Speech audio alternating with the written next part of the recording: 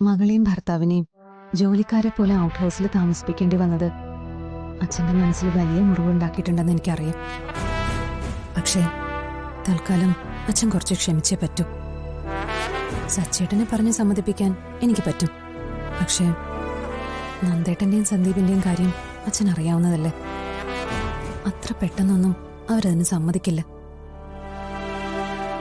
അവരെ കുറ്റം പറഞ്ഞിട്ട് കാര്യമില്ല. അത്രയ്ക്ക് അപമാനമല്ലേ അവൾ അവർക്കുണ്ടാക്കി വെച്ചത്. പക്ഷേ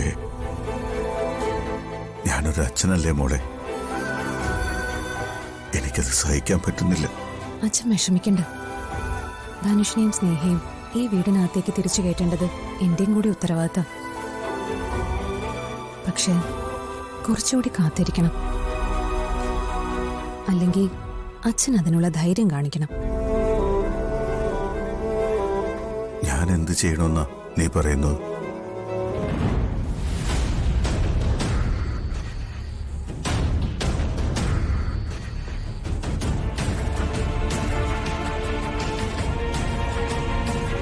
അച്ഛനൊരു തീരുമാനമെടുത്താൽ അതിനെ അച്ഛൻ്റെ ആൺമക്കൾ എതിർക്കില്ല.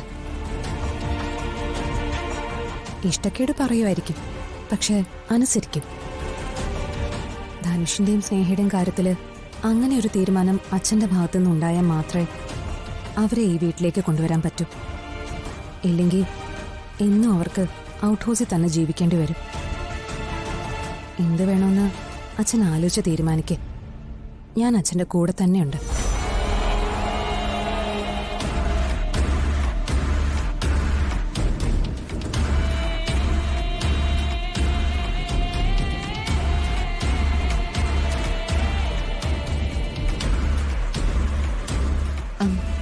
അർച്ചന പറഞ്ഞത് കേട്ടിട്ട് അച്ഛൻ ചാടിക്കേറി തീരുമാനമൊന്നും എടുക്കാൻ നിൽക്കണ്ട. സച്ചയെ പറഞ്ഞു മയക്കി അവളുടെ സാരിത്തുമ്പി കെട്ടിക്കൊണ്ട് നടക്കാൻ അർച്ചനയ്ക്ക് സാധിക്കുമായിരിക്കും. പക്ഷേ അതുപോലെയല്ല അച്ഛൻ്റെ മറ്റ് 2 ആൺമക്കൾ, പ്രത്യേകിച്ച് നന്ദേട്ടൻ. അവര് രണ്ടുപേരും ഇതിനൊരിക്കലും സമ്മതിക്കില്ല. പിന്നെ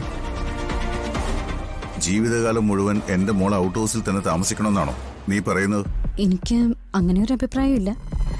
പക്ഷെ മകൾക്കും മരുമകനും വേണ്ടി അച്ഛൻ ആൺമക്കളെ ശത്രുക്കളാക്കരുത്. മതി, ഇനി നീ ഒന്നും പറയണ്ട. നിനക്കൊരു കാര്യം അറിയാവോ? അച്ഛനും അമ്മയ്ക്കും എല്ലാ മക്കളും ഒരുപോലെയാ. അതിൽ ആണെന്നോ പെണ്ണെന്നോ ഒരു വ്യത്യാസവും ഇല്ല. ഏത് മക്കൾക്ക് ദുഃഖം വന്നാലും അത് അച്ഛന്റെയും അമ്മയുടെയും ദുഃഖം തന്നെയാ. ഇവിടെ ഇപ്പോ അവളുടെ അമ്മയില്ല.